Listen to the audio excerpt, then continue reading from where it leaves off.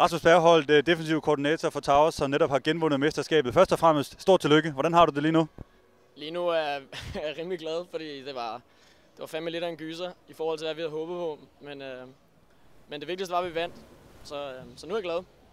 Ja, det var netop en kamp, som bølgede lidt frem og tilbage. Først en ret stor Towers-føring, og så kom Guardians ret tæt på, og så til sidst trak Towers fra igen. Hvad var det, der skete der, hvor kampen blev så tæt? Altså, for det første er det 2 rigtig gode hold, og så begge hold har forberedt sig rigtig meget. De kom ud og kørte lidt de ting, vi havde regnet med, og vi synes egentlig, vi havde rigtig godt styr på dem i starten. Og vi får også 2 gode scoringer i den halvlejen, og så tror jeg lidt, at halvlejen er en ulempe for os, fordi vi kommer lidt ned i gear, og vi stressede virkelig, at vi skulle komme ud med fuld fart i anden halvleg, men det var som om folk skulle lige op i gear igen, og vi fik lidt pusterum, og der var lige et par spillere, der lige gik lidt ned i gear, og så er Kolding så gode, så scorer de lige et par gange, og så bliver det pisse spændende. Og så er det bare heldigt, at vi også kan spille special teams, og så er det heldigt, at vi vinder.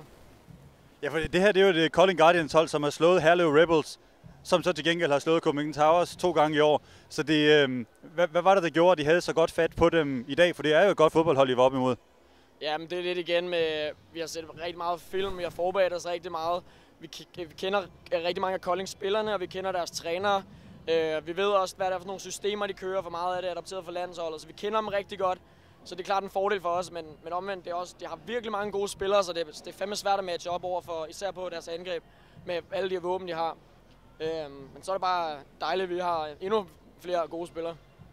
Fornemt. Tillykke igen. Tak skal du have.